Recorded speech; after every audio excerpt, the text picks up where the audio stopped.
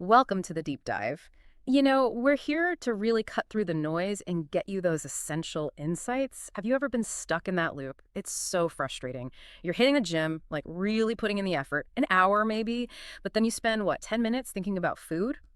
And the scale just, well, it isn't budging. It really makes you wonder, doesn't it? Is the real win in the kitchen or is it, forged in the gym when we talk about weight and health? Oh, yeah, that's a question we hear all the time. Yeah. It's a real dilemma for so many people. Hmm. So this deep dive, we're going to tackle exactly that.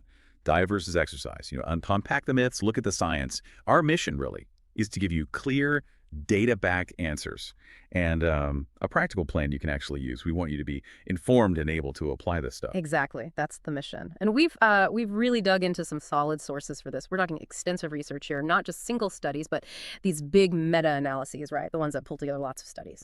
Yeah, they look for the bigger patterns.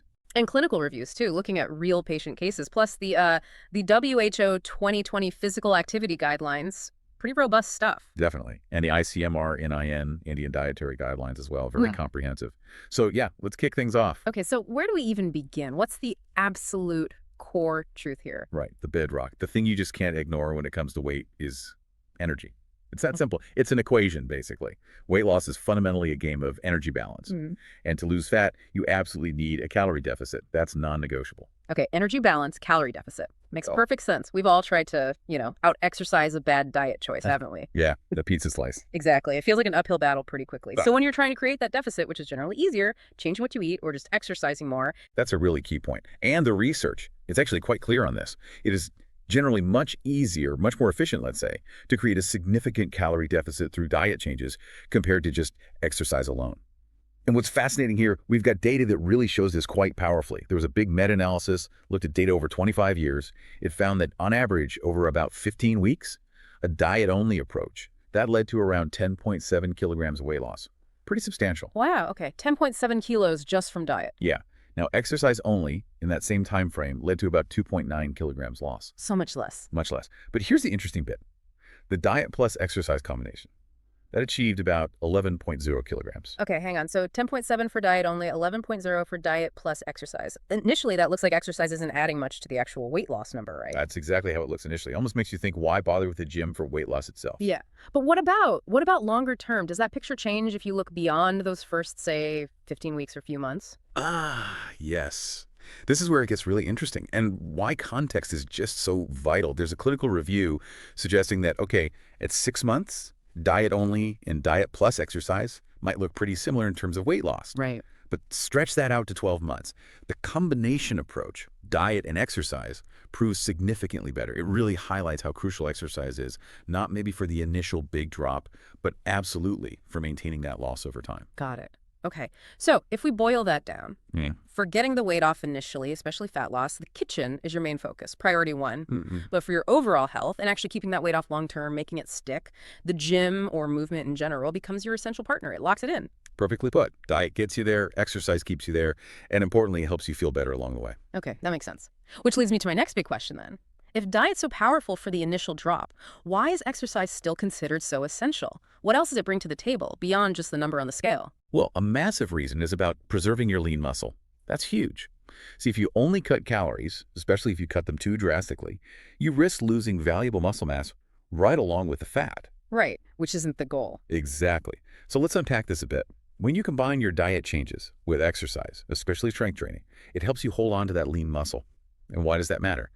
Well, it improves your strength, obviously, but also your physical function, how easily you move, your metabolism burns calories better, your range of motion. It's not just the weight, it's the quality of that weight, your body composition. And you mentioned data showing a dose response effect with aerobic activity too, right? Like Hmm. more activity equals more benefit. Yes, absolutely.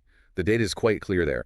For example, doing about 150 minutes a week of aerobic exercise might lead to roughly 2.8 kilos of weight loss. But if you can safely increase that to, say, 300 minutes a week, that could lead to around 4.2 kilos lost. And it's not just weight.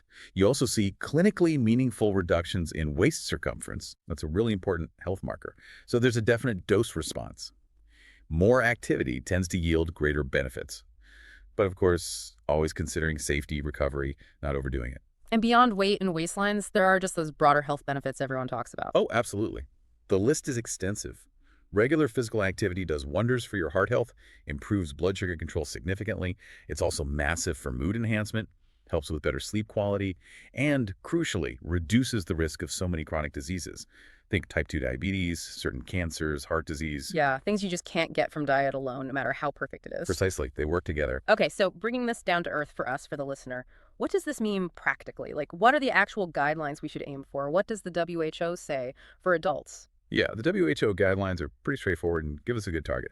For adults, the aim is 150 to 300 minutes per week of moderate intensity aerobic activity. What's moderate intensity like? Think brisk walking, where you can talk but maybe not sing easily, cycling at a decent pace, swimming, Hmm. that sort of thing. Or, alternatively, you could do 75 to 150 minutes per week of vigorous intensity activity. Like running. Exactly. Running, high-intensity interval training, HIIT, playing a sport that gets your heart rate way up. And this is key, don't forget muscle strengthening activities. At least 2 days a week. Right, the squats, push-ups. Yeah, bodyweight stuff is great, or using weights, resistance bands, anything that works your major muscle groups. And I think it's so important to stress that point. Some activity is always better than none, Right. especially if you're just starting out. Absolutely critical. Don't let the perfect be the enemy of the good. Any movement is beneficial. Start small, build up, and link that to reducing sedentary time, just sitting for hours on end. That's an independent risk factor for poor health. To get up, move around every hour or so. Yes, break up that sitting time. It makes a difference. Okay, let's switch gears slightly and connect this back to the diet side. We looked at the Indian dietary guidelines from ICMR-NI. They have this really neat framework called My Plate for the Day. How does that work? What does a balanced plate look like according to them? Yeah, it's a really helpful visual. The core idea is prioritizing diverse whole foods. Hmm. So ideally, half your plate, lunch, and dinner should be filled with non-starchy vegetables. Think greens, gourds, cauliflower, that kind of thing. Half the plate, okay. Then about 1/4 of your plate should be whole grains. Things like whole wheat atta for your rotis, Mm. or various millets like jowar, bajra, raji. And the final quarter, that's for your protein sources. So pulses like dal, or the beans like rajma, chickpeas, or if you eat them, eggs, fish, chicken, paneer. Right, so veggies, grains, Right. protein. Exactly. Plus, don't forget to include some fresh fruit daily, some milk, curds, or buttermilk, and a small amount of nuts and seeds. And a really practical point that's stressed is being mindful of your oil intake, aiming to limit it to around 25 to 30 grams per day for cooking. That framework just makes so much sense visually. Half veggies, quarter grains, quarter protein. And they also give some really simple, practical food swaps, which I find super helpful. Can you share a few examples? Sure.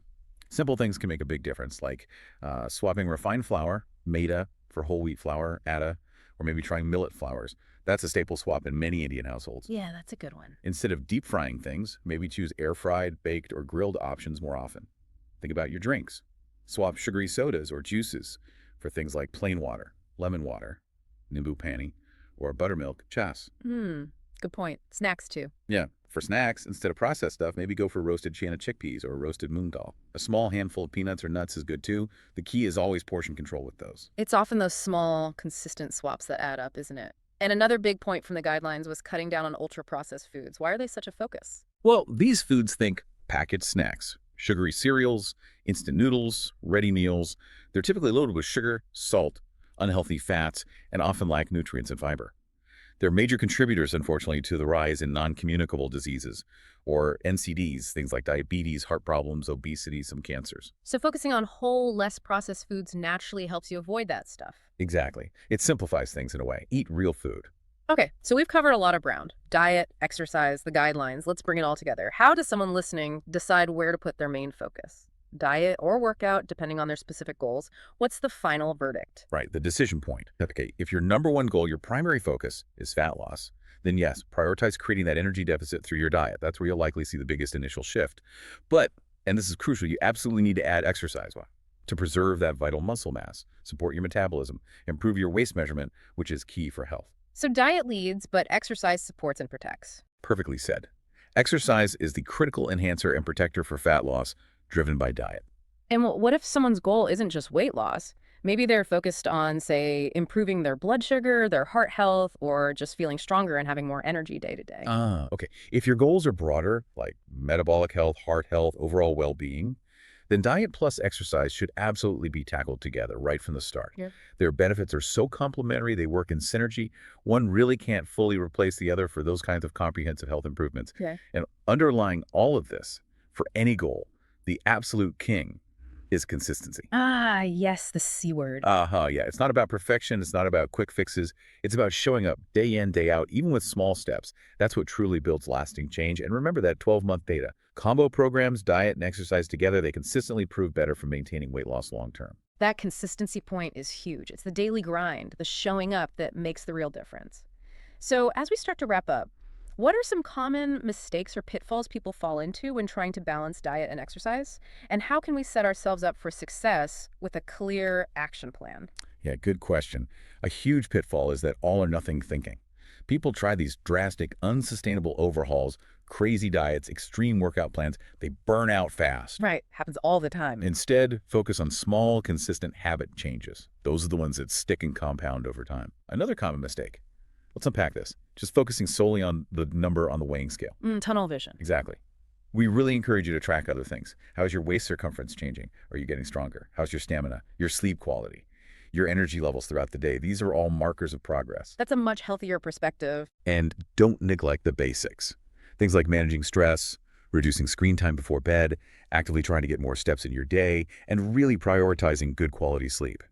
These routines support everything else. Great points. Okay, so let's make it super practical.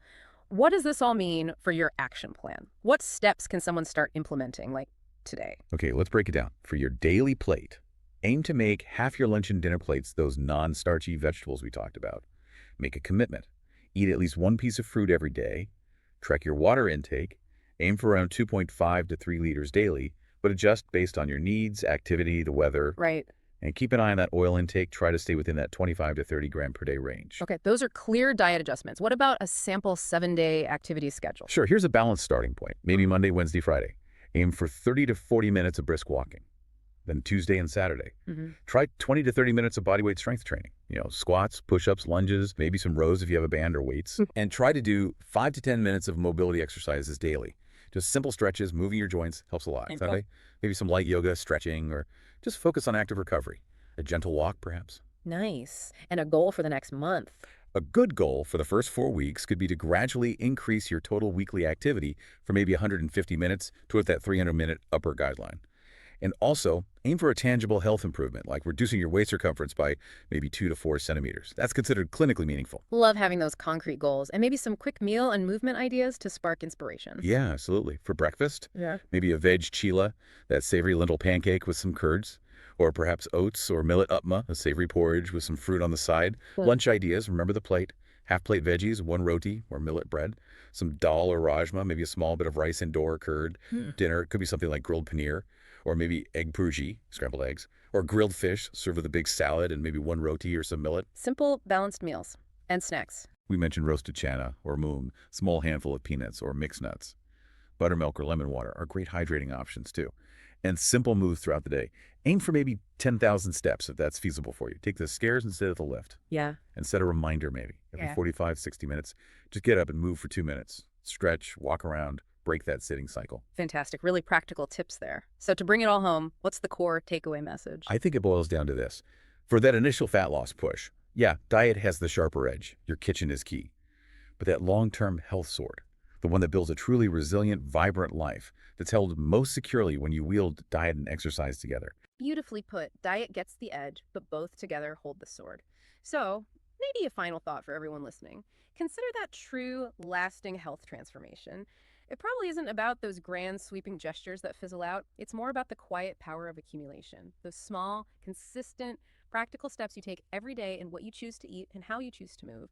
Reflect on how maybe these principles could become less like chores and more like ingrained, maybe even joyful habits in your life, leading you one mindful choice at a time towards a healthier, more vibrant you.